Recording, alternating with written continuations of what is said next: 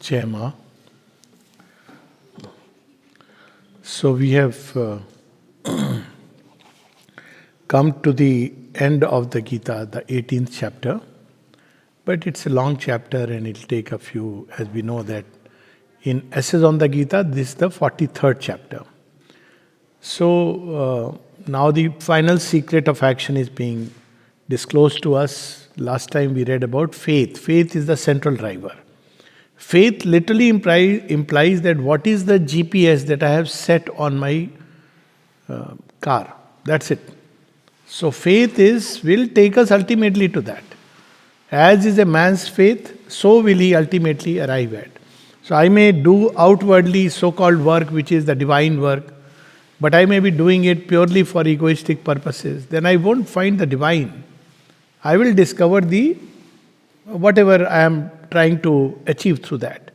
So faith is the central driving force in action.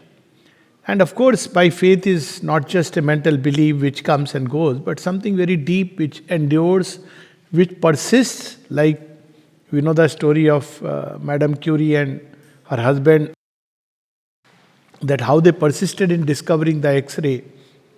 Even he died, but his wife continued the search. So faith is that core within a human being, and it's the most important element. But then, are there other elements? Yes, there are other elements, and they have their own important role. So this is important because otherwise people believe, I have faith, I have blind faith, therefore I am going to achieve. Yes, but the time taken, the distance covered, the problems that may come on the way, it's like you have started your journey and set your GPS that I want to go to Pondicherry from Chennai. Okay, so, but now in that journey, you have started very well, but many things may happen on the way. There may be accident, there may be roadblocks. The driver may suddenly, because he has the GPS, but all the same, while driving, he may put a wrong effort. Car may have an accident. All kinds of things are there. Of course, ultimately you will arrive. You have to persist through that whole process. So faith is like the GPS which tells us where we are going. If we want to know what is my destiny, where I am going to reach, we have to consult nobody, no astrologer, no one. We have to consult in our heart what is my faith. If my faith is that I'll arrive at the divine, I will arrive at the divine. Whatever may happen on the way. If my faith is, I have to just, develop probably some power, say these, so probably I'll reach that point and stop there. So faith is the center, but there are important elements around faith, and that's what Aurobindo discusses in this chapter. The Gunas, mind and works. So now, faith was the first one, the Gunas, mind and works. This is chapter 19 of book 2, part 2. But otherwise, if you just take from 1 to 48 chapters, then this is the 43rd chapter. So in this chapter, Aurobindo tells us what other than faith, what are the elements which are important ingredients in this journey. And so he starts with, but there are, on page number 493, 7-8 lines below, or rather 4th line from above, faith, Shraddha, the will to believe and to be, know, live and enact the truth that we have seen is the principal factor. So if I have faith in the transformation, I will arrive at transformation, whatever time it takes, whatever difficulties, challenges. If I have faith that the Mother Aurobindo will carry me, they are divine, they will carry me through that whole process regardless of anything. Someone asked Aurobindo that I have faith that you are the divine and you can carry me to the goal. And he said, carry on your faith, it will be justified in time to come. It will never fail you. That's how it works. Even a blind faith is better than no faith. So this is why he has dedicated a whole chapter. And the Gita has said in so many words, Shraddhavan labhate jnanam. He who has faith will arrive. So this is the importance of faith. But there are other factors, and that's what Sri Krishna tells us. But there are also the mental powers, the instruments and the conditions which help to constitute the momentum, direction and character of the activity, and are therefore of importance for a full understanding of this psychological discipline. So I remember there was one lady who was sharing her journey with me long time back. He said she was here 2 years after completing the school, and then one day she decided, let me go out into the world, get married and see the world. And so she went to the mother to seek her blessings. So mother asked her to wait for some time. So after everybody had gone, then she called her. So first she asked that mother, she gave her blessing packet and asked her to carry on. She said, mother, why did you ask me to wait? If this is what had to be done, why ask to wait? She said that there was a destiny written for you. Now that core destiny remains, but the journey has changed. So this half an hour that she was waiting, she was changing that whole landscape so that things can be easy, facilitated.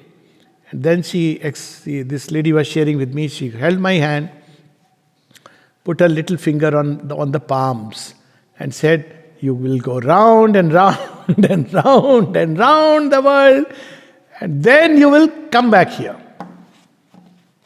And she said, literally I have done that. Gone round and round. I know of other people also, I'm sure some of us will remember some persons. How so there are two things in destiny. One is the destiny which we will arrive. That's what faith will tell us. But the path that we take can be short, can be long, can be very complicated, can be through all kinds of challenges. So faith is not an automatic guarantee that will be immediate. It will be. That's what faith is. So that's what Aurobindo is describing to us, the Gita describes to us. And then it speaks about the principle of sannyas and tyaga, and very clearly Gita's emphasis is on tyag rather than sannyas.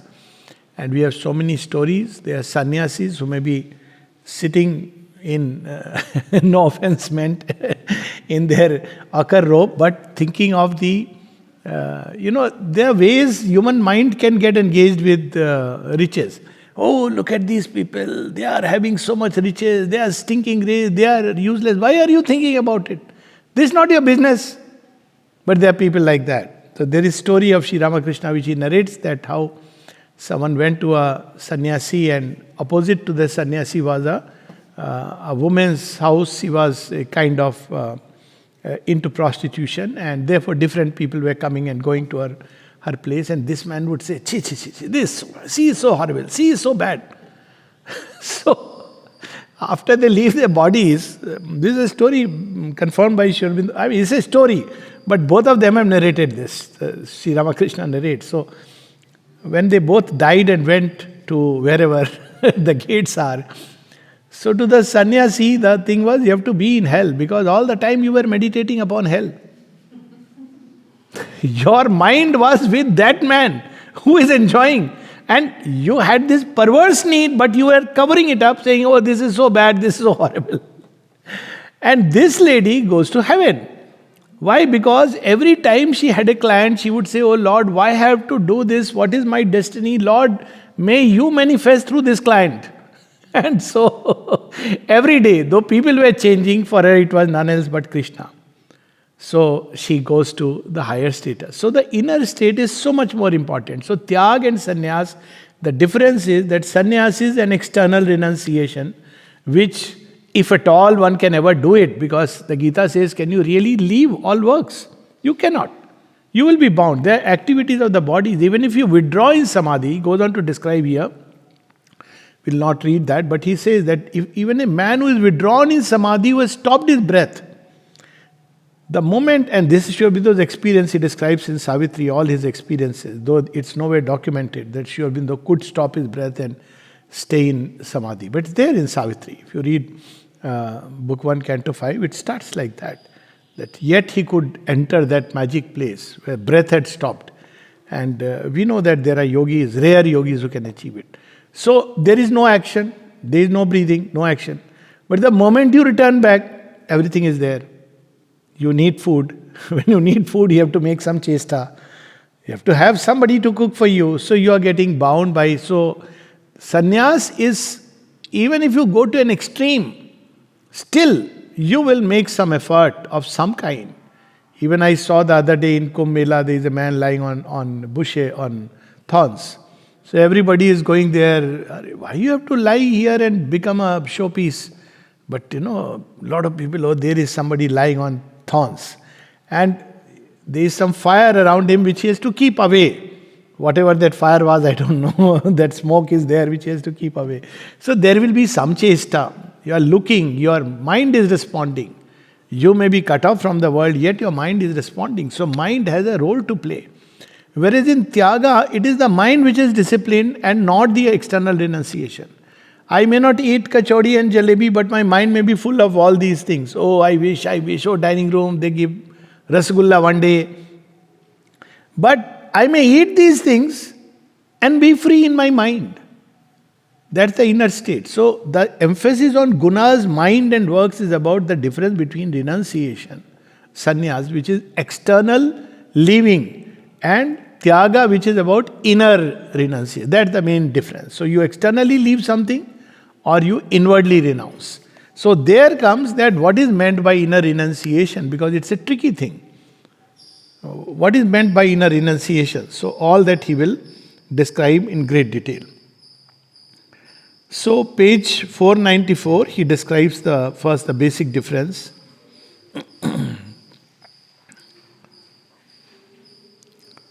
Sannyas, in the standing terminology of the sages, means the physical depositing or laying aside of desirable actions. 494. Even those actions which are desirable, which are good, you renounce that. Because there is a misconception that action is the source of bondage. Tyaga, this is the Gita's distinction, is the name given by the wise to a mental and spiritual renunciation. An entire abandonment of all attached clinging to the fruit of our works, to the action itself, or to its personal initiation or rajasic impulse. So this is the inner state where you are neither initiating the action, but action will happen, it will develop in you, and all that Sri Aurobindo will describe to us how the action happens. But there is no personal stress, no egoistic choice. So though, say a person is away, living in the ashram, but every day praying for his family and children. Of course he is attached to the family. I mean, nothing wrong with it, but another person who is, living with the family, but his mind is absorbed with the divine. There are so many instances of that kind. Mother herself is an example of marrying and having a child, and yet see where she has risen. So that's where the difference lies. So, in that sense, tyaga, not sannyas, is the better way. It is not the desirable actions that must be laid aside, but the desire which gives them that character has to be put away from us. I may do all actions, join a monastery, go to an ashram, and I may still have the desire for personal moksha because this world is so horrible, so bad. I'll probably reach that point, but I won't be in that state where you are utterly filled with God, which is where the Gita wants to take us. So what is the state that we must inculcate? So this is the state, last 3 lines on page 494. So here a person does the work but leaves the fruit entirely to the divine, and later on even the initiation of the action is by the divine. So last 3 lines, or the fruit may not at all come, and still the work has to be performed as the thing to be done. Not because I am going to get success, I am going to get this end point, may not come.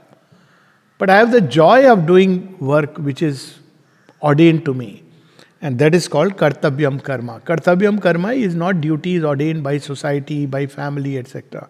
Kartavyam karma is the thing to be done. It's something which is deep within us, like the deep urge. And that we have to respect and do it, regardless of the result. The thing which the master within demands of us. This is kartavyam karma. Kartavyam karma is not the social duties and responsibilities and what people have told me. No, it is the thing that the divine demands within us.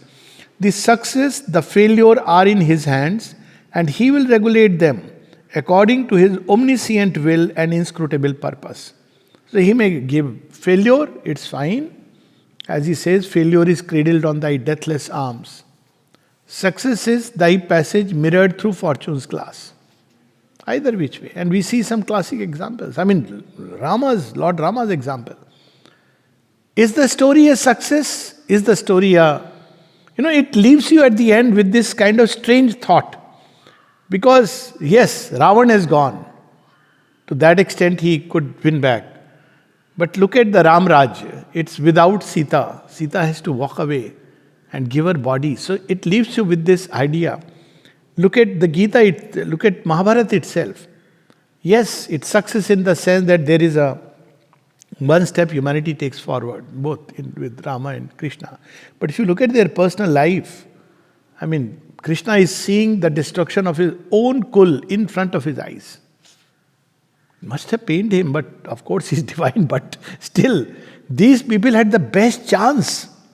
If you really look at it, they had the best chance. And they ended up fighting and destroying themselves.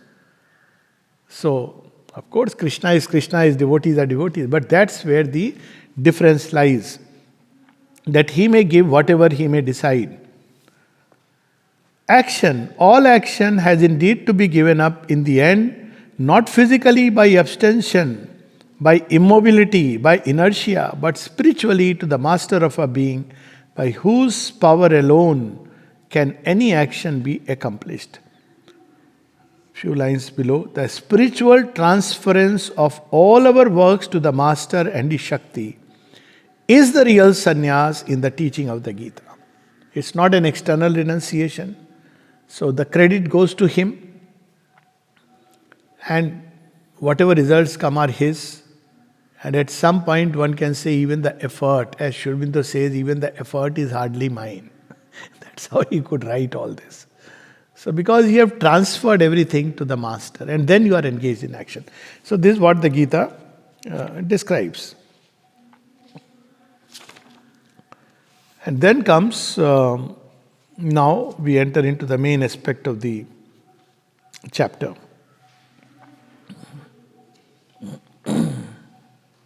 And he describes to us very beautifully, page 496. There must be, last few lines from below, page 496. So often we say, okay, inwardly I have renounced. What does it mean that I have renounced? There must be a complete renunciation of all desire and of all self-regarding egoistic choice and impulse. And finally of that much subtler egoism of the will, which either says, the work is mine, I am the doer, or even, the work is God's, but I am the doer. All these are very subtle things. One may leave one's home, one may leave one's, comfort zones and be in an ashram. And yet, if this idea is there that I am the doer, I am important. If I am not there, the work will fail.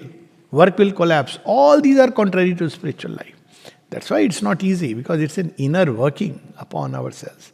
It's very easy to join an institute, organization and work and get into the same rhythm, same routine, same ego play, same desire. Only desires become more subtle, because in an organization like, let's say, Auroville or Ashram, you obviously are not going to get a pay rise, but you can still get a rise in terms of being part of the official bandwagon, in being closer to the corridors of power. So all these one has to renounce if one wants the divine and the divine alone.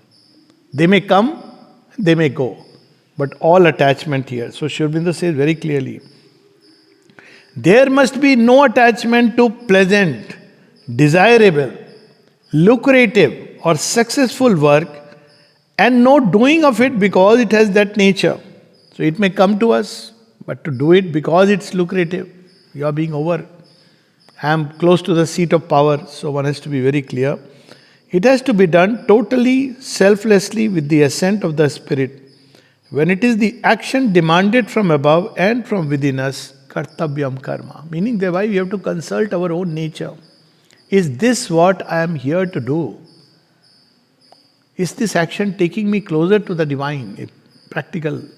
or it's only because it's putting me in the corridors of, echelons of power, and it gives me name and fame. So any such motive is contrary to spiritual seeking.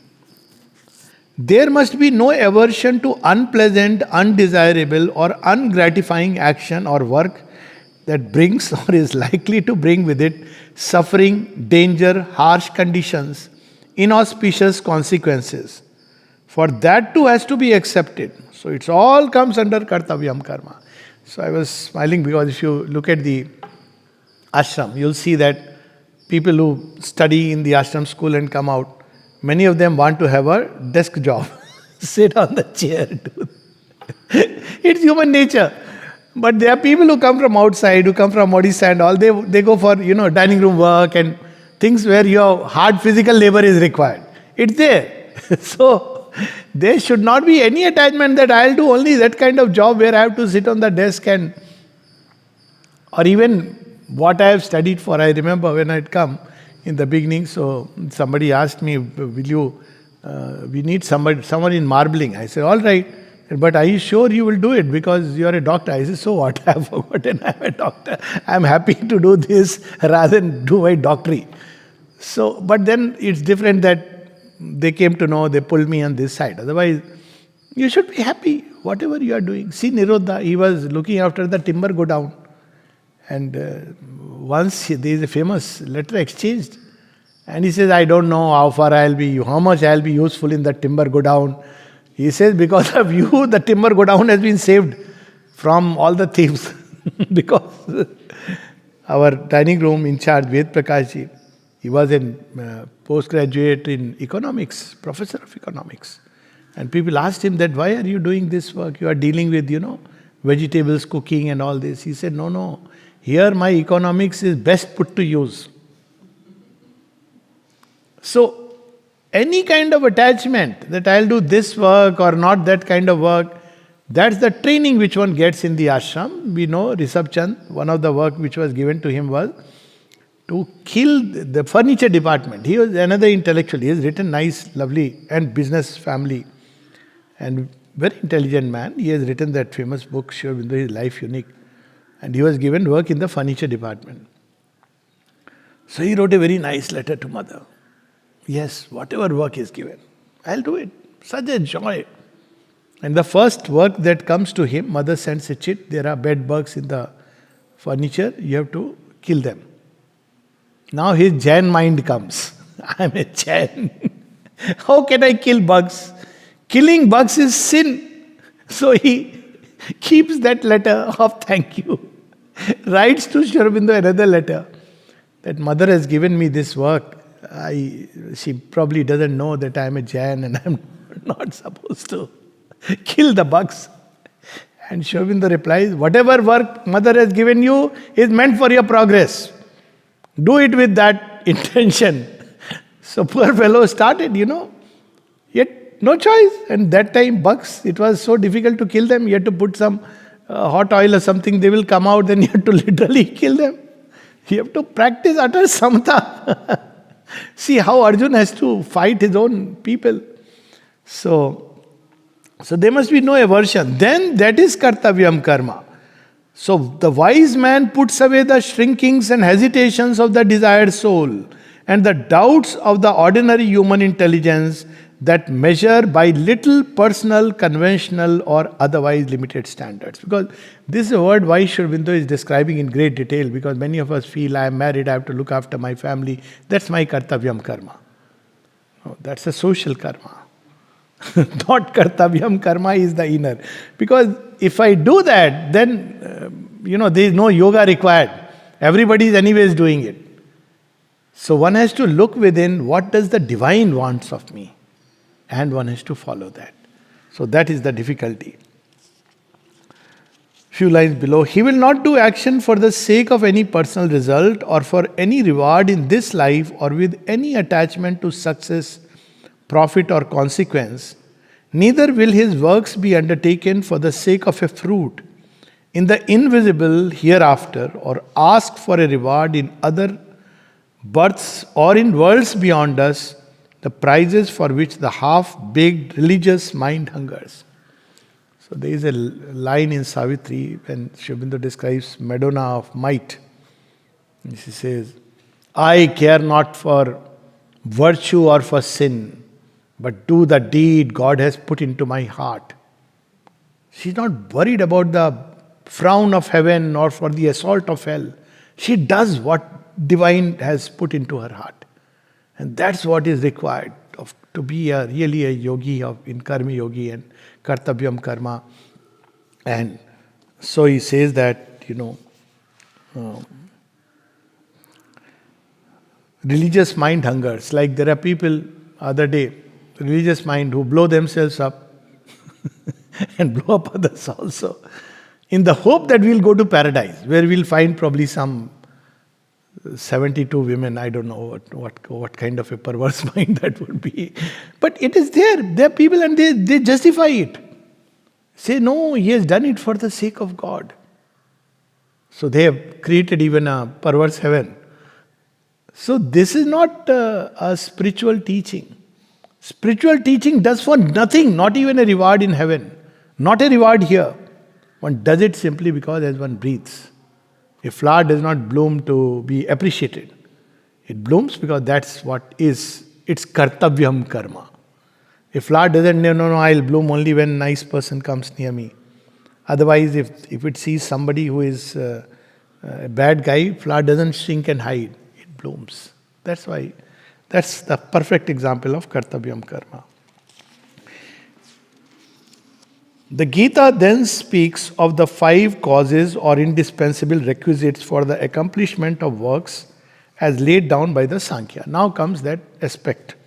These 5 are, first, the frame of body, life and mind, which are the basis or standing ground of the soul in nature, adhisthan. So, obviously, they are important.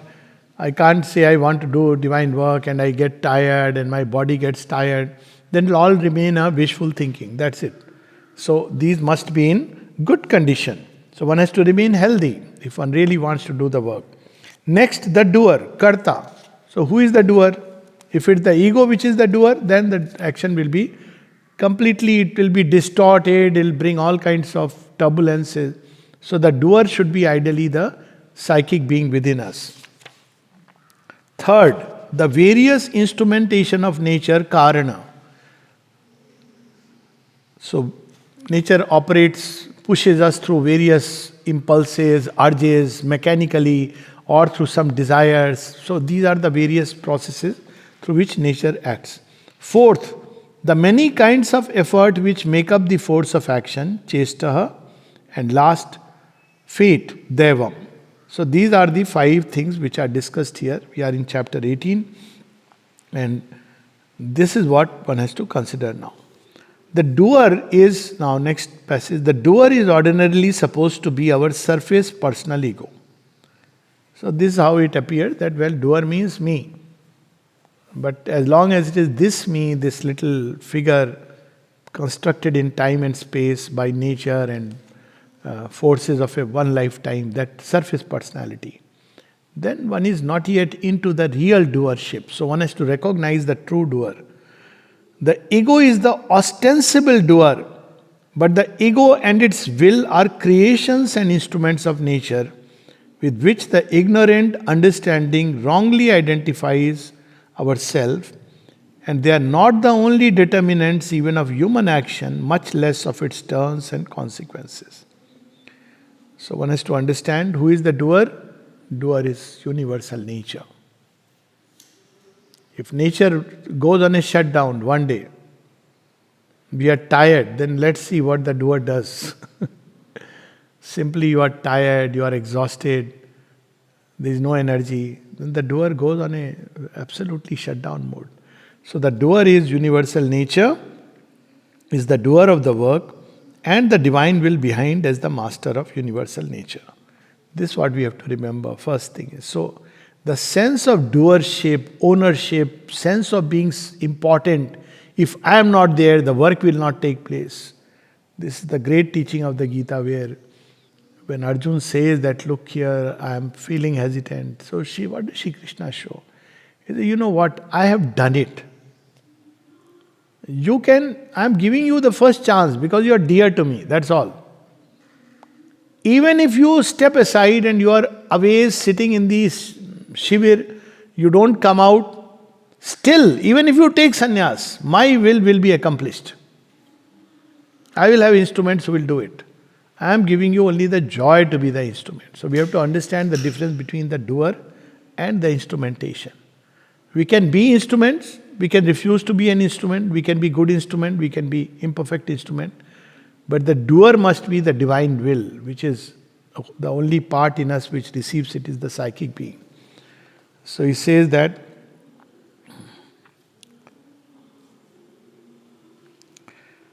okay, so this is the first part.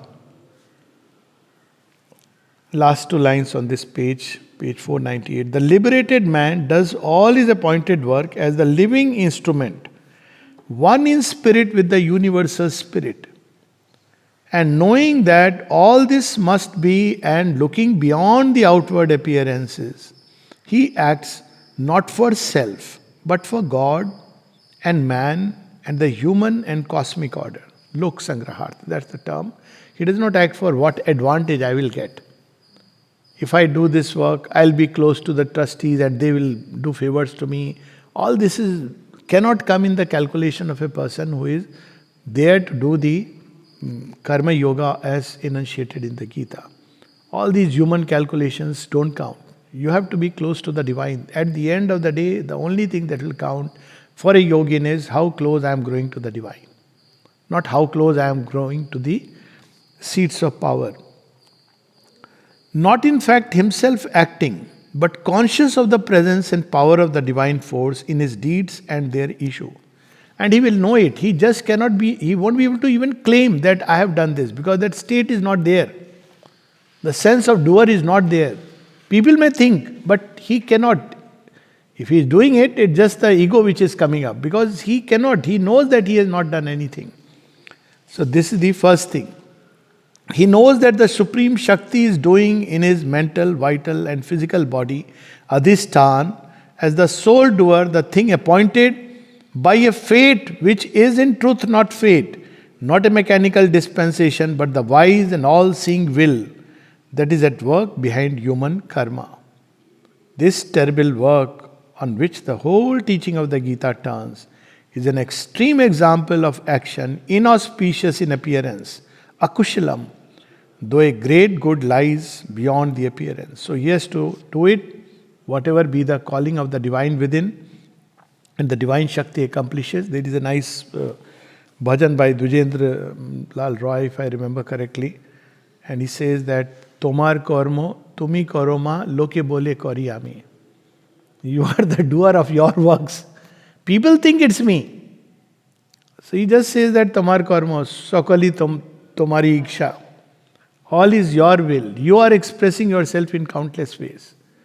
It is your work and you are doing it, accomplishing it. People think it is me.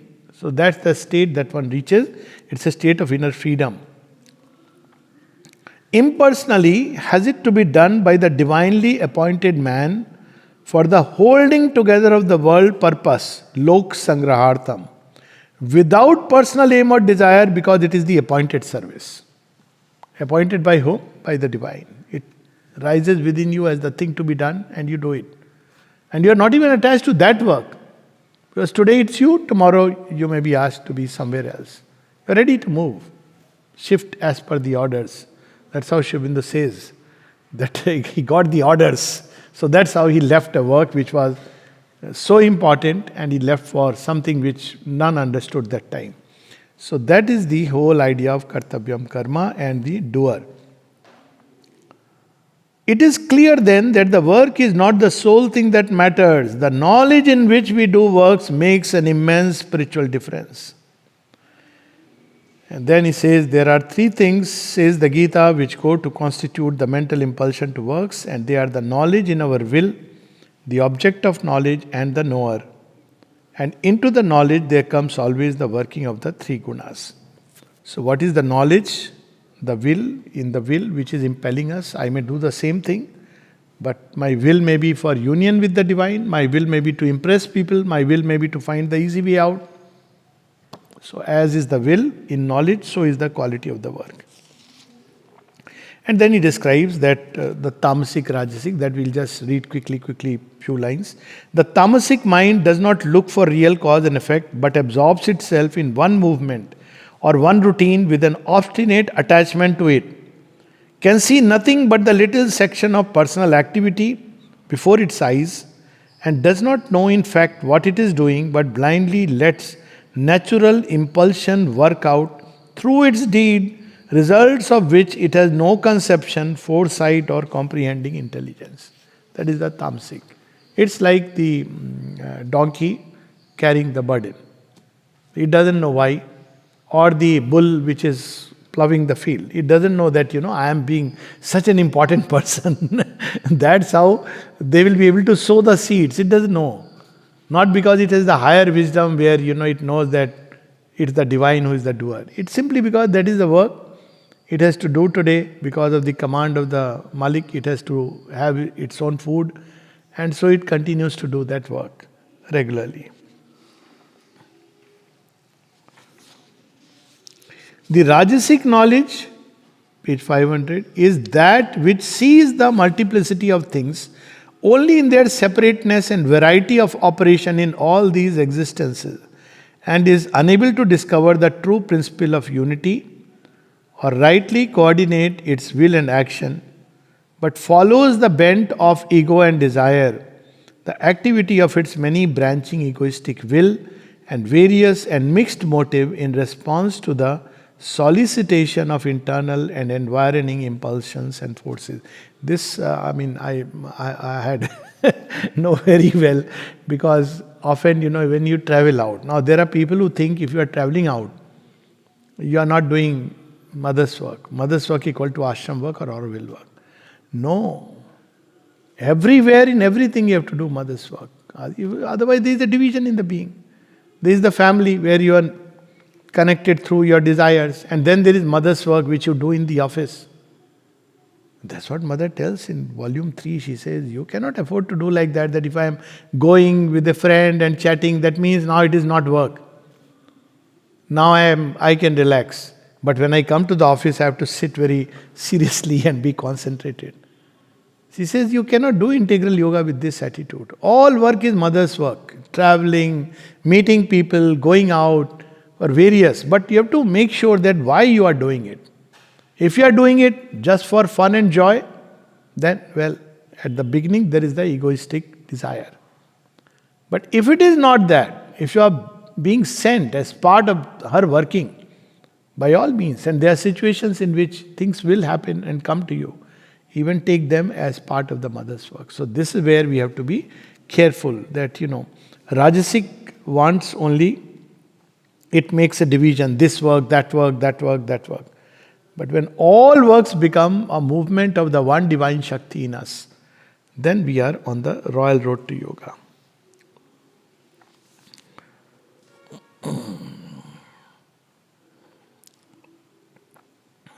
Okay. So, the Sattvic knowledge, this about 10, 12 lines from above, same page, 500. The Sattvic knowledge, on the contrary, sees existence as one indivisible whole in all these divisions, one imperishable being in all becomings. It masters the principle of its action and the relation of the particular action to the total purpose of existence. It puts in the right place each step of the complete process. So whether one is here, one is elsewhere, one is with friends, one is with family, one is moving 100 things in the world. Everywhere one has to remember that it's the mother who has to work through us, and it's the mother in various forms with whom we are dealing. Then things will be fine.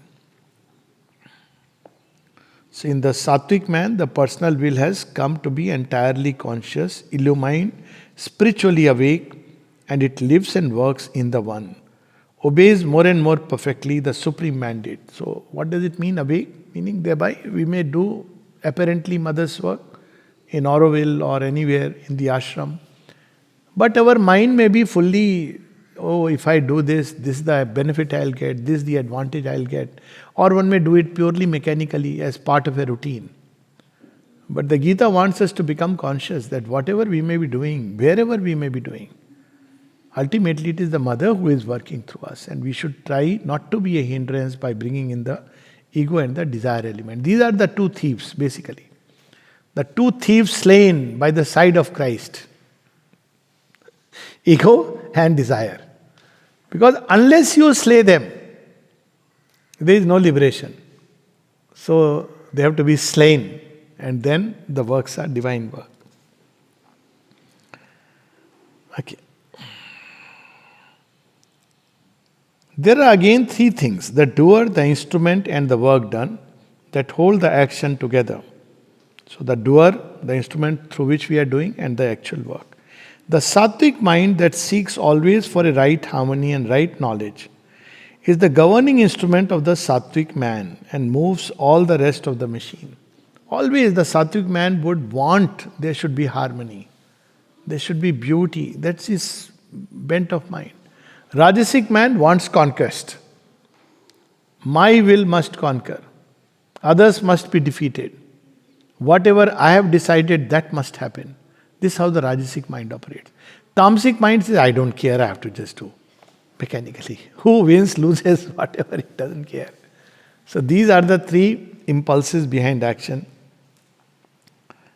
So one is the sattvic mind. An egoistic will of desires supported by the desired soul is the dominant instrument of the Rajasic worker. There is in it that egoism, I am the doer, I must be recognized. Or I must get some benefit. Somewhere my name should come, my photo must come, my video must be circulated. Somewhere something should happen that people know where I am, close to the top echelons. That's how. That's the Rajasic mind.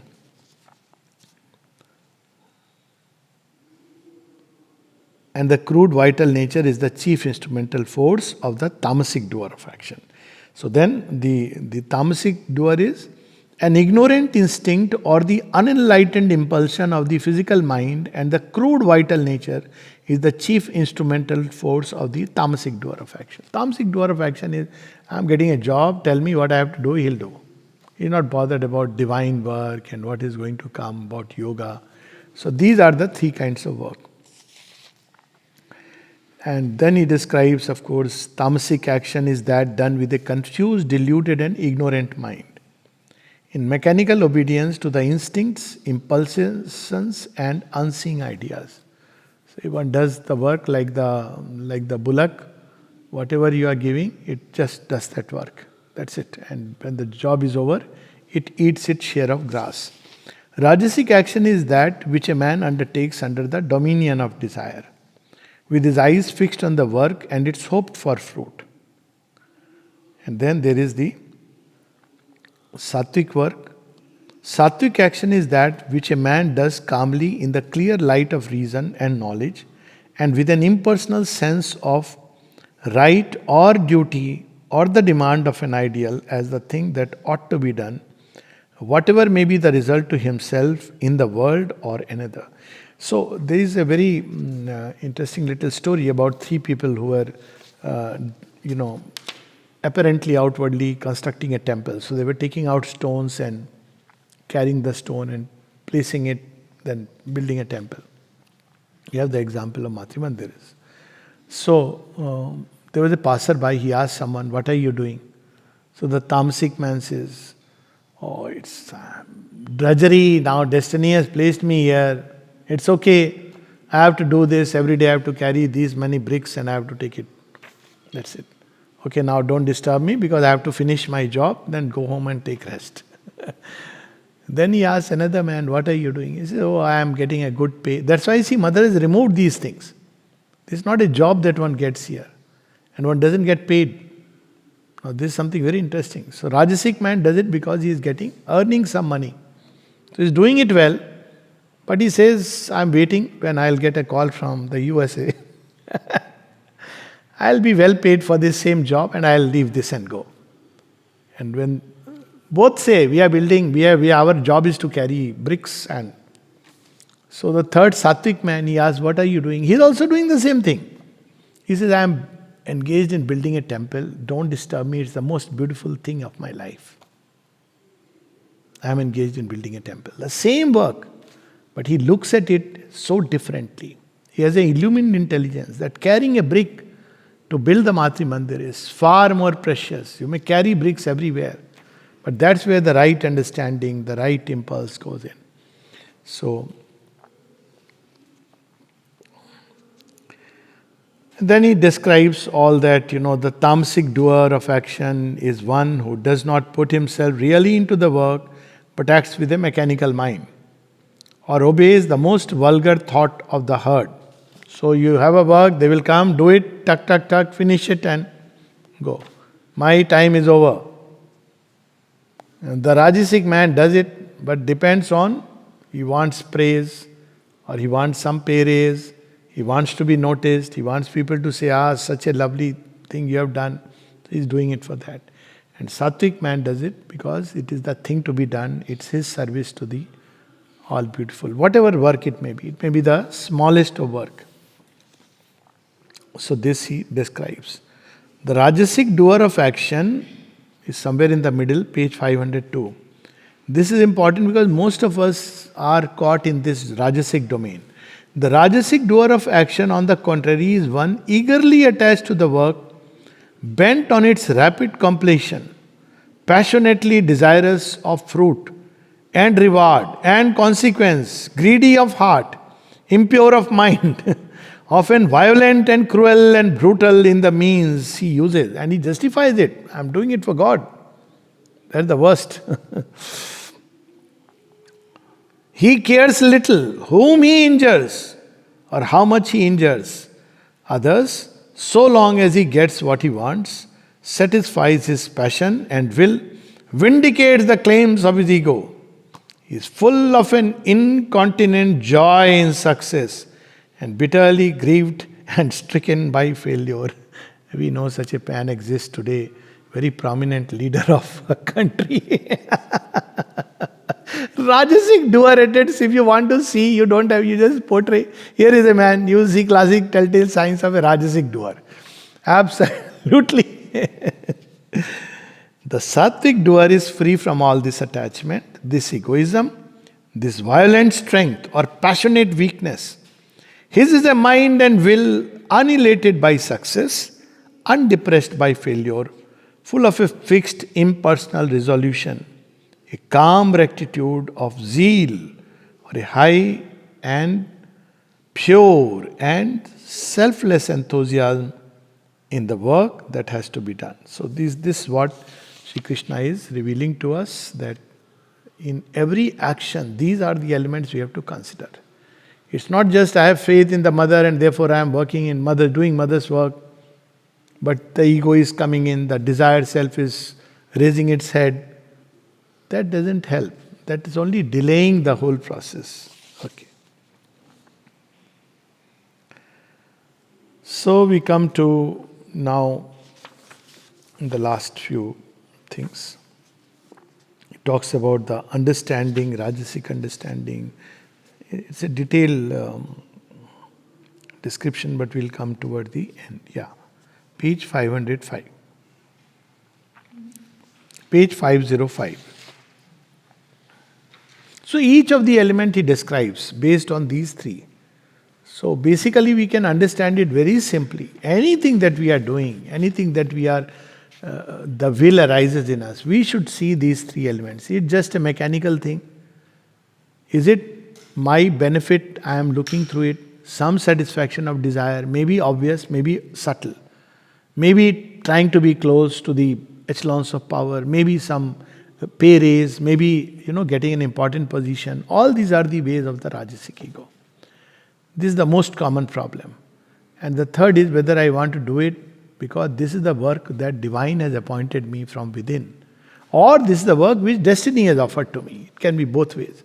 But whatever is given to me, I must do it with a spirit of harmony, peace, beauty, as an offering to the divine, even if nobody recognizes, nobody praises, and even if I get no return out of it. That is the Sattvic doer. So the whole emphasis is first become a Sattvic person.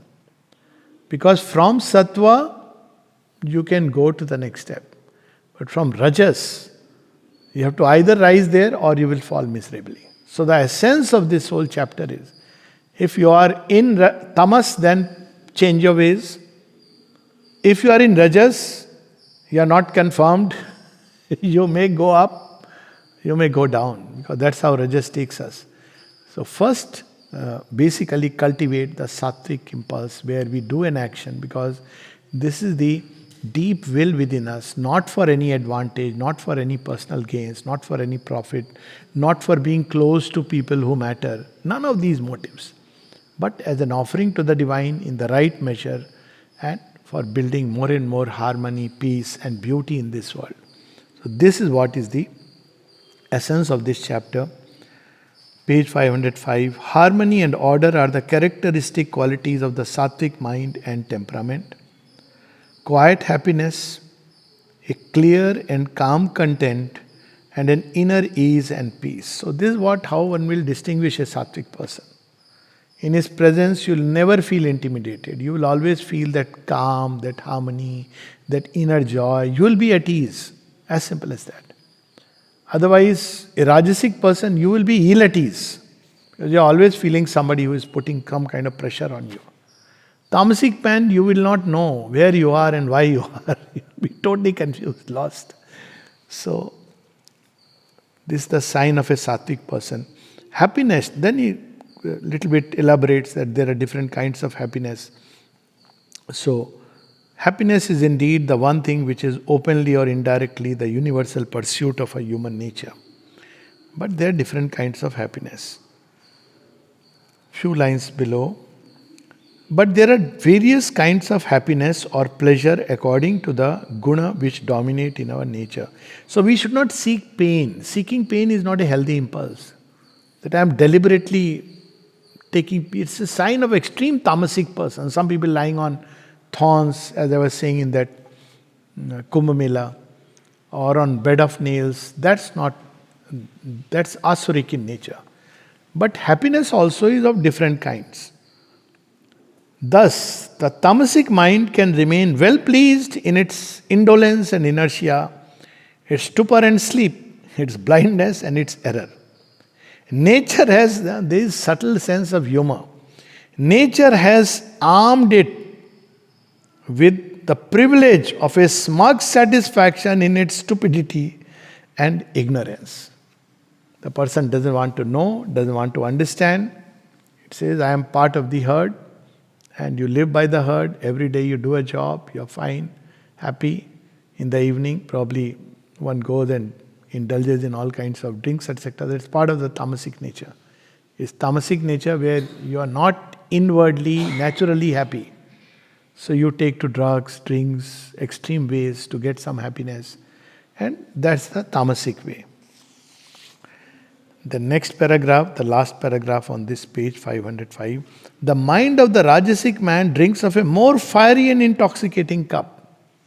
The keen, mobile, active pleasure of the senses and the body, and the sense-entangled or fierily kinetic will and intelligence are to him all the joy of life and the very significance of living. So if you have to do the same thing like a routine, the rajasic mind doesn't enjoy. He wants change. Some kind of change must be there. Some kind of activity, some kind of action. Some kind of big things, posters, names, all this. Rajasic man cannot just continue doing the same thing every day. This joy is nectar to the lips at the first touch, but there is a secret poison in the bottom of the cup. And after it, the bitterness of disappointment, satiety, fatigue, revolt, disgust, sin, suffering, loss, transience. It's very nice in the beginning, but later on, as time passes by, the poison, you taste the draught and it's poisonous, and you can't do without it because you've got addicted to it. That's what happens to those who seek power. And they find it so miserable when they have to leave. Because, you can't imagine life without that. You need something like a power. I know so many instances of people who suffered so much intense rajas, but when they had to leave a position, it led to a lot of unhappiness. What the sattvic nature seeks, therefore, is the satisfaction of the higher mind and the spirit. And when it once gets this large object of its quest, there comes in a clear, pure happiness of the soul, a state of fullness, and abiding ease and peace. Why? Because you are serving the divine. Every day you go and do this work. Doesn't matter. Some days there is no outer work. You are just sitting quietly. Because that's how it has been preordained. And you come back, there is that sense of joy, peace, deep satisfaction, growing closeness with the divine.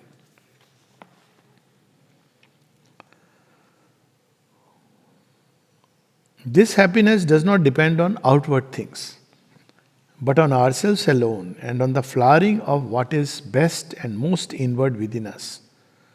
But it is not at first our normal position. Obviously, the Gita does not talk about the psychic being, but the flowering of the best within us. When we do this way, the psychic being opens. It has to be conquered by self-discipline. So basically, in the beginning, sattvic life requires a lot of inner rectitude. Even if, work is going to be delayed, you go there in time. You just sit there because you are in the service of the mother. Even if no one appreciates or notices, still you do it every day as an offering to her. So it requires a lot of self-discipline. Normally we are moved because of either what I get in return or because of drudgery. But this is the beauty of the sattvic nature. At first this means much loss of habitual pleasure, much suffering and struggle, a poison born of the churning of a nature, a painful conflict of forces, much revolt and opposition to the change due to the ill will of the members or the insistence of vital movement. They will say, what is it you are doing? What is the advantage of all this? And what are you getting in all this? But then he says, but in the end, the nectar of immortality rises in the place of this bitterness. And as we climb to the higher spiritual nature, we come to the end of sorrow, the euthanasia of grief and pain. How lovely this is. So, Rajasic action, Tamasic, you are the bullock or the donkey in the beginning, you are the bullock and the donkey in the end. Rajasic action, you believe you are a lion in the beginning, but as your shoulders droop and drag, you become a tiny. What happens to most elderly people in their homes? And they suddenly realize they are no more the boss. But if you are a sattvic person, in the beginning it is difficult. All self-discipline is difficult. But later on you blossom, you develop, and you are full of beauty, love and joy. Finally, the self-exceeding of the sattvic nature comes when we get beyond the great but still inferior sattvic pleasure, beyond the pleasures of mental knowledge and virtue and peace, to the eternal calm of the self and the spiritual ecstasy of the divine oneness. That spiritual joy is no longer the sattvic happiness, sukham, but the absolute ananda. So this is the whole journey. Sattva, Rajas, Tamas, these are the three operating systems. Tamas is dullness, thoughtlessness, doing things mechanically, for whatever purpose they have fallen onto us by Dev or Bhagya. Often we do it as a drudgery, what to do? I am stuck in Auroville. I could have been elsewhere. The people who may think like that, destiny is broad. They are never fully, but now they can neither be here nor there, so they are caught in a tamasic state. Rajas is, I want to be a big man. Okay, in Auroville, I'll do some project that people recognize, know that, I am someone or something. Nobody recognizes. Auroville is meant like that. It will not flatter your ego. Somebody will tell you something which will suddenly, you will crash down. There is a purpose which is beautiful. It doesn't flatter to your ego. So then you will feel bad. Good for you. Then the other is the sattvic. Sattvic says, okay, this is where Deep within me, I have the urge, Lok Sangrahart. What is for the good of all mankind? Well, Auroville is a project worth doing for the good of mankind. Here I see the hope, not just of individual liberation, but of a collective emancipation of mankind. So someone may say, but it may fail. So you say, let it fail if it has to fail. Yet I do it because this is the thing to be done. That's what is within me. One is not doing for any external, outer. That's different, that the faith tells you it won't fail. But I'm just saying, even if everything were to crash, Aurobindo says that even if I knew that all this would fail and the world would go to smash, still I would continue to do what I am doing. It's not today. You are laying the foundations for the future. So then you are not disturbed by what happens outside. That's a journey, but you are contributing whatever you can for the Lok Sangraharth, for the greater good of mankind. Today or tomorrow, it is bequeathed to mankind that it has to have a divine destiny. Whether I'll see it with my own eyes in this life or with my own eyes in another life. But that's what is to be done regardless of everything. So this is the sattvic impulse, and we must do it with that attitude. That's the whole secret of action which is being revealed to us. Jai Ma.